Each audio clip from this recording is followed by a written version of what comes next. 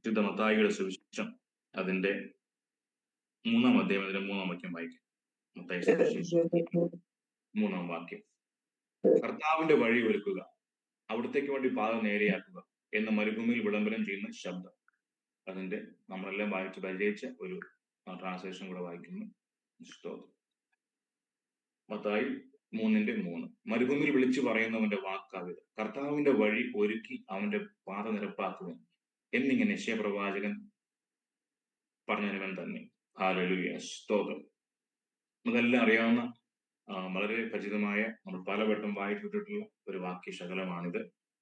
അപ്പോസ്തലനായ യോഹന്നാൻ, John the Baptist, യോഹന്നാൻ സ്നാപകന്റെ മരുഭൂമിയിൽ വിളിച്ച് പറയപ്പെട്ട ഇടിമുഴക്കം പോലുള്ള വാക്കുകൾ നമ്മൾ വായിച്ചു കേട്ടത്. സ്തോത്രം. ഒരു പ്രത്യേക കാലഘട്ടത്തിൽ, അതായത് മലാഖി പ്രവചനം മുതൽ ജോൺ ദ ബാപ്റ്റിസ്റ്റ് വരെയുള്ള ഒരു 400 വർഷക്കാലത്ത് ഇരുണ്ട കാലഘട്ടത്തിന് ശേഷം ദൈവം ഇസ്രായേലിലേക്ക് അയച്ച് ദൈവം കൊടുത്ത വെളിപ്പാടോടുകൂടി ഇസ്രായേലിലേക്ക് വന്ന് ജനങ്ങളുടെ ഇടയിൽ ദൈവത്തിന്റെ വചനം ശക്തമായി സംസാരിച്ച ഒരു പ്രവാചക അല്ലെങ്കിൽ അപ്പോസ്തലൻ അല്ലെങ്കിൽ ബാപ്റ്റിസ്റ്റ് സ്നാപകനായിരുന്നു യോഹന്നാൻ സ്നാപകൻ.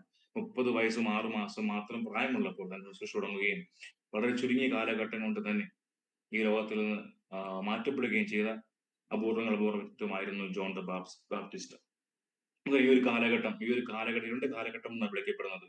മലാഖി മുതൽ ജോൺ ദ ബാപ്റ്റിസ്റ്റ് വരെയുള്ള ഒരു 400 വർഷ കാലഘട്ടത്തെ ഇരുണ്ട കാലഘട്ടം എന്ന് വിളിക്കപ്പെടുന്നത്. അവിടെ ആ ഒരു ഇന്റർ ടെസ്റ്റാമെന്റൽ പീരീഡ് എന്ന സമയം ആ ഒരു കാലഘട്ടത്തിന് പറയുന്നത് ന്യൂ ടെസ്റ്റാമെന്റിന്റെയും ഓൾഡ് ടെസ്റ്റാമെന്റിന്റെയും മധ്യയുള്ള ഒരു കാലഘട്ടം. ആ കാലഘട്ടത്തിൽ ഇസ്രായേൽ മക്കൾ ദൈവത്തിന്റെ വാക്ക് ശബ്ദം കേൾക്കുകയോ ആത്മീയമായ ഒരു ഉന്നതി ഇല്ലാതിരുന്ന കാലഘട്ടത്തെങ്കിൽ ദൈവം അയച്ചിട്ട് യേശു കർത്താവിനെ കുറിച്ച് വിളംബരം ദൈവം അയച്ച ഒരു വ്യക്തിയായിരുന്നു ജോൺ ദ ബാപ്റ്റിസ്റ്റ്. ഹല്ലേലൂയ, സ്തോത്രം.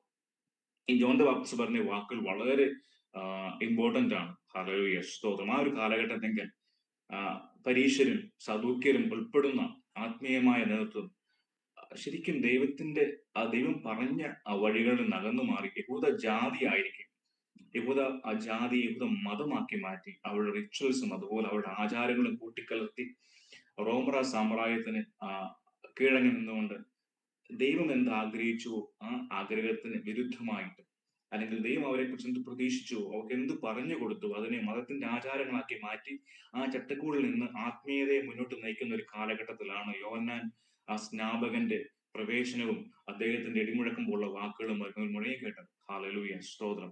അത് ഒരുപാട് പേർക്ക് പ്രശ്നമുണ്ടാക്കിയെങ്കിലും ദൈവം അവനെ അയച്ചതായതുകൊണ്ട്, ദൈവത്തിന്റെ ഹല്ലേലൂയ നിയോഗപ്രകാരം വന്ന വ്യക്തി ആയതുകൊണ്ട് ആർക്കും അതേ തടുക്കുവാൻ, ആ നിയോഗം കഴിയുന്നവരെ തടുക്കുവാൻ കഴിഞ്ഞില്ല.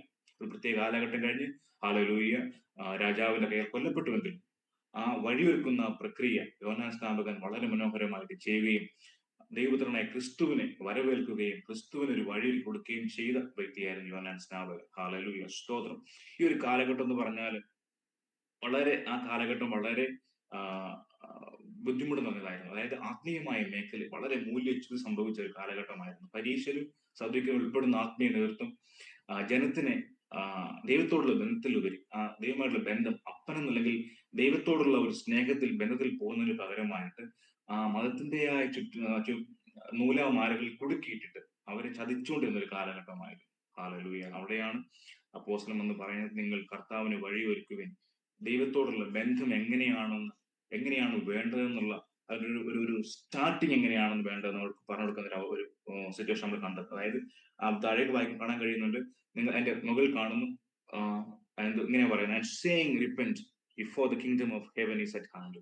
ദൈവരായി സമീപിച്ചിരിക്കാൻ മാനസാന്തരപ്പെടുവിൻ. അതായത് മാനസാന്തരമാണ് വേണ്ടത് എന്നാണ് യോഹന്നാൻ അപ്പോസ്തലൻ അവരോട് വിളിച്ചു പറയുന്നത്. നിങ്ങളുടെ റിച്വൽസ് അല്ല, നിങ്ങളുടെ ആചാരങ്ങളല്ല, നിങ്ങൾ ദേവാലയത്തിൽ ചെയ്തു കൂട്ടുന്ന കോപ്രായങ്ങളല്ല, മറിച്ച് നിങ്ങൾക്ക് മാനസാന്തരമാണ് വേണ്ടത്. അതായത് ദൈവരായി സമീപിച്ചിരിക്കാൻ മാനസാന്തരം വേണം എന്നുള്ളൊരു വലിയ വാക്കാണ് അവിടെ വിളിച്ചു പറയുന്നത്. ഹല്ലേലൂയ, സ്തോത്രം. പലപ്പോഴും ഞാൻ ആലോചിക്കാറുണ്ട്, ഈ കാലഘട്ടത്തിൽ യോഹന്നാൻ സ്നാപകൻ പലപ്പോഴും നമ്മുടെ ഉള്ളിലാണ് വേണ്ടത്. നമ്മുടെ ഉള്ളിലെ ഈ യോഹന്നാൻ സ്നാപകൻ ഇരുന്ന് ഞരങ്ങിക്കൊണ്ടിരിക്കുക. ഈ യോഹന്നാൻ സ്നാപകനെ പോലെ ഒരു വ്യക്തിനുള്ളിൽ ഞരങ്ങിക്കൊണ്ടിരിക്കുക. കാരണം നമ്മളെല്ലാം പലപ്പോഴും നമ്മൾ കേട്ട് പരിചയിച്ച് നമ്മൾ പരിചയിച്ചു പോകുന്ന ഒരു റിച്വൽസിനകത്ത് പലപ്പോഴും നമ്മൾ പൊയ്ക്കൊണ്ടിരിക്കുന്നത്. അതായത് വിശ്വാസികളെന്ന് പറയുകയും നമ്മൾ കർത്താവിനെ അറിയുന്നു പറയുകയും അറ്റ് ദ സെയിം ടൈം ദൈവത്തിന് വേണ്ടതുപോലെ പ്രവർത്തിക്കാൻ കഴിയാത്തതുപോലെ ചില റിച്വൽസും ചില പ്രശ്നങ്ങളും മൂലം, അതായത് അവിടെ പറഞ്ഞൊരു വാക്യമുണ്ട്, കർത്താവിന്റെ വഴി ഒരുക്കണം എന്നാ പറഞ്ഞത്. വഴി വെട്ടാനല്ല, അതായത് വഴി ഉണ്ടാക്കാനല്ല, വഴി ഉണ്ട് അവിടെ, ഒന്ന് ഒരുക്കി കൊടുത്താൽ മാത്രം മതി. ഒരു വഴി ഉണ്ട്, അത് ഒരുക്കി കൊടുക്കുക. അതുപോലെ തന്നെ അവന്റെ കർത്താവിന്റെ അത് നിരപ്പാക്കുവിൻ. ഒരു പാതയുണ്ട്, അതിങ്ങനെ നിരപ്പില്ലാതെ കിടക്കുകയാണ്, ആ പാത നിരപ്പാക്കി എടുത്താൽ മാത്രം മതി. വഴി ഒരുക്കുക, പാത നിരപ്പാക്കുക, ഇതാണ് വിളിച്ചു പറയുന്നത്. അത് നിങ്ങൾ പ്രത്യേകം വഴി നിർമ്മിക്കാനല്ല പറയുന്നത്, ഉള്ള വഴി ഒന്ന് ഒരുക്കിയെടുക്കാൻ പറയുന്നത്. അതായത് ആ നിരപ്പില്ലാത്ത പാത നിരപ്പാക്കി എടുക്കാനാണ് പറയുന്നത്. ഹല്ലേലൂയ. അർത്ഥം എന്ന് പറയുന്നത്, ദൈവത്തിന് കടന്നു പോകാൻ കഴിയാത്തതുപോലെ, മനുഷ്യ മനസ്സുകളിലേക്ക് ഇറങ്ങി ചെല്ലാൻ കഴിയാത്തതുപോലെ എന്തൊക്കെയോ കൂടിക്കുഴഞ്ഞ്, അല്ലെങ്കിൽ അവിടെ എന്തൊക്കെയോ ഇങ്ങനെ തടസ്സങ്ങളാക്കി കിടക്കുന്ന ഒരു അവസ്ഥ, അതാണ് സ്നാപകനോട് വ്യക്തമായിട്ട് പറയുന്നത്. നമ്മുടെയൊക്കെ ജീവിതം ചിന്തിച്ചു നോക്കി, നമ്മുടെയൊക്കെ ദൈവത്തിന് നമ്മൾ വേണ്ടതുപോലെ, പലപ്പോഴും നമ്മൾ ഉൽപ്പത്തി പുസ്തകത്തിൽ ആദമിനെയും ഹവ്വയെയും ദൈവം വാഴുവാനാക്കി വെച്ചെങ്കിൽ നമ്മളെയും അങ്ങനെ ദൈവം കാണുന്നേ. പക്ഷേ നമ്മൾക്ക് വാഴുവാൻ കഴിയാത്തതുപോലെ എന്തൊക്കെ നമ്മളുള്ളിൽ ഇങ്ങനെ ഇങ്ങനെ മുഴച്ചു നിൽക്കുന്ന, അല്ലെങ്കിൽ ഇങ്ങനെയൊക്കെ കൂടിക്കുഴഞ്ഞ് കിടക്കുന്ന ഒരു അവസ്ഥയുള്ളത്. നമ്മൾക്ക് വാഴണമെങ്കിൽ വാഴുന്നവൻ നമ്മളുള്ളിൽ വന്ന് വേണ്ടതുപോലെ വാഴണം. ഞാൻ പറഞ്ഞ മനസ്സിലായോ?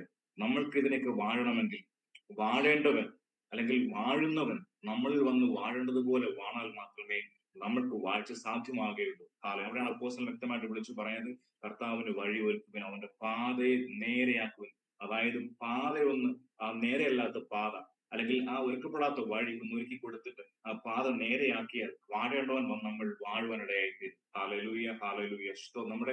നമ്മൾ പലപ്പോഴും പ്രശ്നങ്ങളിൽ കുരുങ്ങി, നമ്മുടെ പ്രശ്നങ്ങൾ നമ്മുടെ ഏറ്റവും വലിയ വിഷയങ്ങൾ. നമുക്കൊരിക്കലും ഞാൻ പാടിയ പാടില്ല, ആശ്രയം നിന്നിലായത് മുതൽ ആദികൾ അകന്നു പര എന്നൊരു നമ്മൾ പാട്ട് പാടുമ്പോൾ ശരിക്കും നമ്മൾ അർത്ഥം വെച്ചാൽ പാടണ്ടേ. ആശ്രയം നിന്നിലായതും മുതൽ ആദികൾ അകന്നു പര, എത്രക്ക് പറയാൻ കഴിയും? അല്ലെങ്കിൽ ഞാൻ ഉൾപ്പെടെ ഉള്ള എന്നോട് തന്നെ ചോദിക്കുന്ന ചോദ്യമാണ്, ഞാൻ കർത്താവ് എന്റെ ആശ്രയം അങ്ങിലായത് മുതൽ എന്റെ ആദികൾ അകന്നോ, അതോ ഞാൻ ഇപ്പോഴും ആദികളെ വെച്ചുകൊണ്ടിരിക്കുകയാണോ? എനിക്ക് ആദികൾ മാത്രമേ ഉള്ളൂ?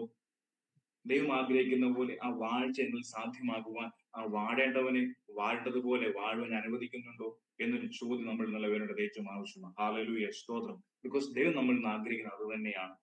നമ്മുടെ ആദികളെ പിടിച്ചുകൊണ്ട്, നമ്മുടെ പ്രശ്നങ്ങളെ പിടിച്ചുകൊണ്ട് എന്നും ഇങ്ങനെ വിഷമിച്ച് വേദനിച്ച് കരഞ്ഞ് കണ്ണീരൊലിപ്പിച്ച് പോകാനുള്ള ദൈവം നമ്മളെ കുറിച്ച് ആഗ്രഹിക്കുന്നത്. ഹല്ലേലൂയ. ബിക്കോസ് നമ്മൾ പോകുന്നെങ്കിൽ, എന്നും അങ്ങനെ ആണെങ്കിൽ നമ്മൾ വാഴുന്നവനെ വാഴാൻ അനുവദിക്കുന്നില്ല എന്നുള്ളതാണ് വാസ്തവം. ഹല്ലേലൂയ. നമ്മൾ വാഴാൻ ആഗ്രഹിക്കുന്നെങ്കിൽ ആ വാഴുന്നവനെ വാഴേണ്ടതുപോലെ വാഴുവാൻ നമ്മളിൽ അനുവദിക്കേണ്ടത് ഏറ്റവും അത്യാവശ്യമാണ്. ഹല്ലേലൂയ. നമ്മൾ കർത്താവെ എന്ന് വിളിക്കുമ്പോൾ, നമ്മൾ നമ്മൾ രക്ഷപ്പെടുമ്പോൾ പറയുന്നൊരു വാക്കുണ്ട്, രക്ഷകനായും കർത്താവായും സ്വീകരിക്കുന്നു. രക്ഷകൻ എന്നുള്ള വാക്ക് പറയാൻ വളരെ ഈസിയാണ്, നമുക്കത് പറയാം, രക്ഷകനാണ്, അത് വളരെ ഫ്രീ ആണ്. നമുക്കത് ഹൃദയത്തിന്റെ ആഴങ്ങളിൽ ഒന്ന് പറഞ്ഞാൽ, വായെടുത്ത് പറഞ്ഞാൽ ജീവിതത്തിൽ വന്നു കഴിഞ്ഞു. പക്ഷെ ലോഡ് എന്ന് പറയുമ്പോൾ, കർത്താവുമായി സ്വീകരിക്കുന്നു പറയുമ്പോൾ, നമ്മുടെ ജീവിതത്തിന്റെ എല്ലാ മേഖലകളും കർത്താവാണ് നമ്മുടെ ദൈവം. അത്തരം അനുഭവത്തെ കുറിച്ചാണ് ഇവിടെ അല്ലെങ്കിൽ സ്നാപകൻ പറയാതെ പറയുന്നത്.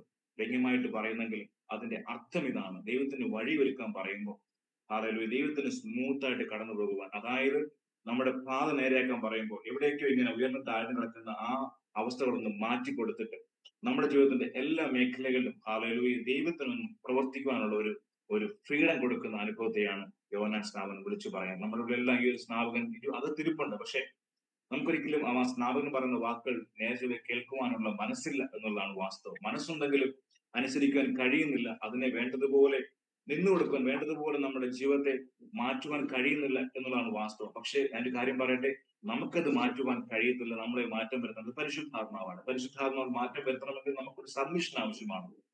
ദിവസങ്ങളെല്ലാം എനിക്ക് കൂടുതലായിട്ട് മനസ്സിലാക്കുന്നത്, അല്ലെങ്കിൽ എനിക്ക് കൂടുതലായിട്ട് എന്റെ ഉള്ളിൽ ഇങ്ങനെ തേട്ടി വരുന്ന ഒരു കാര്യം എന്ന് പറഞ്ഞാൽ, നമ്മുടെ ഈ പ്രശ്നങ്ങളെ പിടിച്ചുകൊണ്ട് ഇങ്ങനെ മസിൽ പിടിച്ച് ഇങ്ങനെ നടക്കാതെ, നമ്മുടെ ഏറ്റവും വലിയ പ്രോബ്ലം നമ്മുടെ പ്രശ്നങ്ങളാണ്.